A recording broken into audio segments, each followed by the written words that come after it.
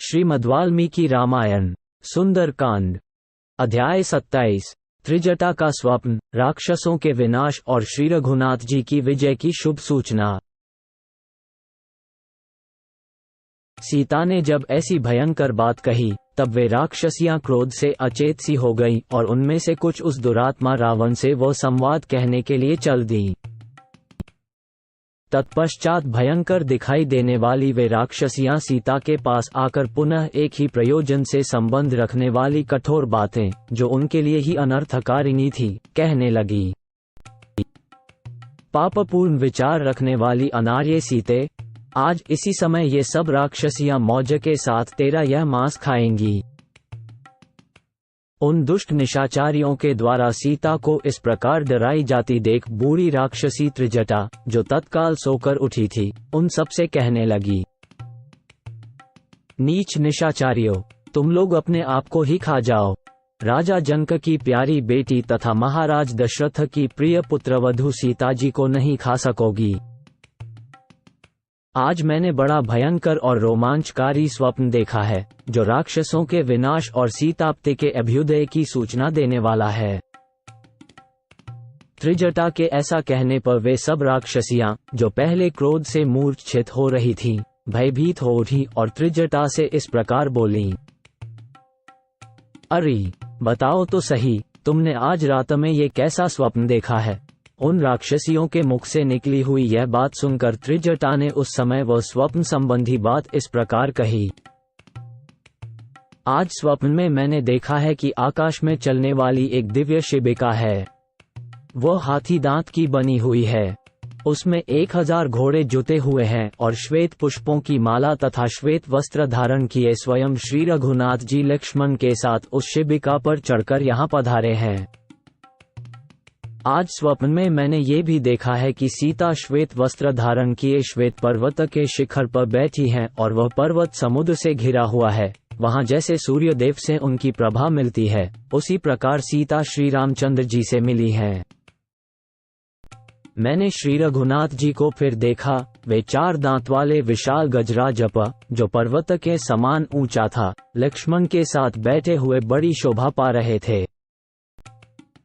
तदनंतर अपने तेज से सूर्य के समान प्रकाशित होते तथा श्वेत माला और श्वेत वस्त्र धारण किए वे दोनों भाई श्री राम और लक्ष्मण जानकी जी के पास आए। फिर उस पर्वत शिखर पर आकाश में ही खड़े हुए और पति द्वारा पकड़े गए उस हाथी के कंधे पर जानकी जी भी आ पहुंची। इसके बाद कमलनयनी सीता अपने पति के अंग से ऊपर को उछलकर चंद्रमा और सूर्य के पास पहुंच गई। वहां मैंने देखा वे अपने दोनों हाथों से चंद्रमा और सूर्य को पोंछ रही हैं, उन पर हाथ फेर रही हैं। तत्पश्चात जिस पर वे दोनों राजकुमार और विशाल लोचना सीता जी विराजमान थीं, वह महान गजराज लंका के ऊपर आकर खड़ा हो गया। फिर मैंने देखा कि 8 सफेद बैलों से जुते हुए एक रथ पर आरूढ़ हो ककुत्स्थ कुलभूषण श्री रामचंद्र जी श्वेत पुष्पों की माला और वस्त्र धारण किए अपनी धर्मपत्नी सीता और भाई लक्ष्मण के साथ यहाँ पधारे हैं। इसके बाद दूसरी जगह मैंने देखा सत्य पराक्रमी और बल विक्रमशाली पुरुषोत्तम भगवान श्री राम अपनी पत्नी सीता और भाई लक्ष्मण के साथ सूर्य तुल्य तेजस्वी दिव्य पुष्पक विमान पर आरूढ़ हो उत्तर दिशा को लक्ष्य करके यहाँ से प्रस्थित हुए हैं। इस प्रकार मैंने स्वप्न में भगवान विष्णु के समान पराक्रमी श्री राम का उनकी पत्नी सीता और भाई लक्ष्मण के साथ दर्शन किया। श्री रामचंद्र जी महातेजस्वी हैं। उन्हें देवता, असुर, राक्षस तथा दूसरे लोग भी कदापि जीत नहीं सकते। ठीक उसी तरह जैसे पापी मनुष्य स्वर्गलोक पर विजय नहीं पा सकते। मैंने रावण को भी सपने में देखा था। वो मुरमुराए तेल से नहाकर लाल कपड़े पहने हुए था, मदिरा पीकर मतवाला हो रहा था तथा करवीर के फूलों की माला पहने हुए था। इसी वेशभूषा में आज रावण पुष्पक विमान से पृथ्वी पर गिर पड़ा था। एक स्त्री उस मुंडित मस्तक रावण को कहीं खींचे लिए जा रही थी। उस समय मैंने फिर देखा रावण ने काले कपड़े पहन रखे हैं। वो गधे जुते हुए रथ से यात्रा कर रहा था। लाल फूलों की माला और लाल चंदन से विभूषित था। तेल पीता, हंसता और नाचता था। पागलों की तरह उसका चित्त भ्रांत और इंद्रियां व्याकुल थीं। वो गधे पर सवार हो शीघ्रतापूर्वक दक्षिण दिशा की ओर जा रहा था। तदनंतर मैंने फिर देखा राक्षसराज रावण गधे से नीचे भूमि पर गिर पड़ा है। उसका सिर नीचे की ओर है और पैर ऊपर की ओर, तथा वो भय से मोहित हो रहा है। फिर वह भयातुर हो घबराकर सहसा उठा और मद से विह्वल हो पागल के समान नंग धड़ंग वेश में बहुत से दुर्वचन, गाली आदि बकता हुआ आगे बढ़ गया। सामने ही दुर्गंधयुक्त दू सह घोर अंधकारपूर्ण और नरकतुल्य मल का पंख था। रावण उसी में घुसा और वहीं डूब गया। तदनंतर फिर देखा रावण दक्षिण की ओर जा रहा है। उसने एक ऐसे तालाब में प्रवेश किया है जिसमें कीचड़ का नाम नहीं है। वहां एक काले रंग की स्त्री है जिसके अंगों में कीचड़ लिपटी हुई है। वो युवती लाल वस्त्र पहने हुए है और रावण का गला बांधकर उसे दक्षिण दिशा की ओर खींच रही है। वहां महाबली कुंभकर्ण को भी मैंने इसी अवस्था में देखा है। रावण के सभी पुत्र भी मुड़मुड़ाए और तेल में नहाए दिखाई दिए हैं। ये भी देखने में आया कि रावण सूअर पर, इंद्रजित सूंस पर और कुंभकर्ण ऊंट पर सवार हो दक्षिण दिशा को गए हैं। राक्षसों में एकमात्र विभीषण ही ऐसे हैं जिन्हें मैंने वहां श्वेत छत्र लगाए, सफेद माला पहने, श्वेत वस्त्र धारण किए तथा श्वेत चंदन और अंगराग लगाए देखा है। उनके पास शंखध्वनि हो रही थी, नगाड़े बजाए जा रहे थे। इनके गंभीर घोष के साथ ही नृत्य और गीत भी हो रहे थे जो विभीषण की शोभा बढ़ा रहे थे। विभीषण वहां अपने 4 मंत्रियों के साथ पर्वत के समान विशालकाय मेघ के समान गंभीर शब्द करने वाले तथा 4 दांतों वाले दिव्य गजराज पर आरूढ़ हो आकाश में खड़े थे।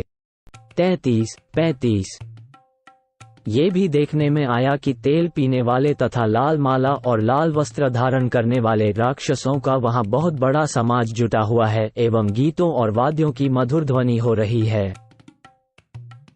ये रमणीय लंकापुरी घोड़े, रथ और हाथियों सहित समुद्र में गिरी हुई देखी गई है। इसके बाहरी और भीतरी दरवाजे टूट गए हैं। मैंने स्वप्न में देखा है कि रावण द्वारा सुरक्षित लंकापुरी को श्री रामचंद्र जी का दूत बनकर आए हुए एक वेगशाली वानर ने जलाकर भस्म कर दिया है। राख से रूखी हुई लंका में सारी राक्षसमणियां तेल पीकर मतवाली हो बड़े जोर जोर से ठहाका मारकर हंसती हैं। कुंभकर्ण आदि ये समस्त राक्षस शिरोमणि वीर लाल कपड़े पहनकर गोबर के कुंड में घुस गए हैं। अतः अब तुम लोग हट जाओ और देखो कि किस तरह श्री रघुनाथ जी सीता को प्राप्त कर रहे हैं।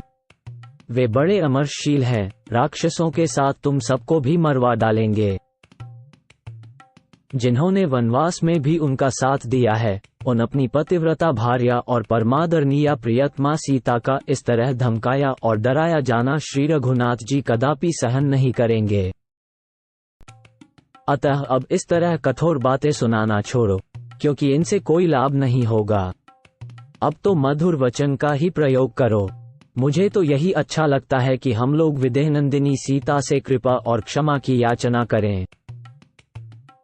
जिस दुःखिनी नारी के विषय में ऐसा स्वप्न देखा जाता है, वह बहुसंख्यक दुखों से छुटकारा पाकर परम उत्तम प्रिय वस्तु प्राप्त कर लेती है। राक्षसियों, मैं जानती हूँ तुम्हें कुछ और कहने या बोलने की इच्छा है, किंतु इससे क्या होगा? यद्यपि तुमने सीता को बहुत धमकाया है तो भी इनकी शरण में आकर इनसे अभय की याचना करो, क्योंकि श्री रघुनाथ जी की ओर से राक्षसों के लिए घोर भय उपस्थित हुआ है। राक्षसियों, जनक नंदिनी मिथिलेश कुमारी सीता केवल प्रणाम करने से ही प्रसन्न हो जाएंगी। यही उस महान भय से तुम्हारी रक्षा करने में समर्थ है। इन विशाल लोचना सीता के अंगों में मुझे कोई सूक्ष्म से सूक्ष्म भी विपरीत लक्षण नहीं दिखाई देता, जिससे समझा जाए कि ये सदा कष्ट में ही रहेंगी। मैं तो समझती हूँ कि इन्हें जो वर्तमान दुख प्राप्त हुआ है, वह ग्रहण के समय चंद्रमा पर पड़ी हुई छाया के समान थोड़ी ही देर का है, क्योंकि ये देवी सीता मुझे स्वप्न में विमान पर बैठी दिखाई दी हैं। अतः ये दुख भोगने के योग्य कदापि नहीं है। मुझे तो अब जानकी जी के अभीष्ट मनोरथ की सिद्धि उपस्थित दिखाई देती है। राक्षसराज रावण के विनाश और रघुनाथ जी की विजय में अब अधिक विलंब नहीं है। कमलदल के समान इनका विशाल बायां नेत्र फड़कता दिखाई देता है। यह इस बात का सूचक है कि इन्हें शीघ्र ही अत्यंत प्रिय संवाद सुनने को मिलेगा। इन उदार हृदया विदेहराज कुमारी की एक बाईं बांह कुछ रोमांचित होकर सहसा कांपने लगी है, ये भी शुभ का ही सूचक है। हाथी की सूंड के समान जो इनकी परम उत्तम बाईं जांघ है, वह भी कंपित होकर मानो ये सूचित कर रही है कि अब श्री रघुनाथ जी शीघ्र ही तुम्हारे सामने उपस्थित होंगे। देखो, सामने ये पक्षी शाखा के ऊपर अपने घोंसले में बैठकर बारंबार उत्तम सांत्वनापूर्ण मीठी बोली बोल रहा है। इसकी वाणी से सुस्वागतम की ध्वनि निकल रही है और इसके द्वारा ये हर्षमय भरकर मानो पुनः पुनः मंगल प्राप्ति की सूचना दे रहा है अथवा आने वाले प्रियतम की अगवानी के लिए प्रेरित कर रहा है। इस प्रकार पतिदेव की विजय के संवाद से हर्षमय भरी हुई लजीली सीता उन सब से बोली, यदि तुम्हारी बात ठीक हुई तो मैं अवश्य ही तुम सबकी रक्षा करूंगी।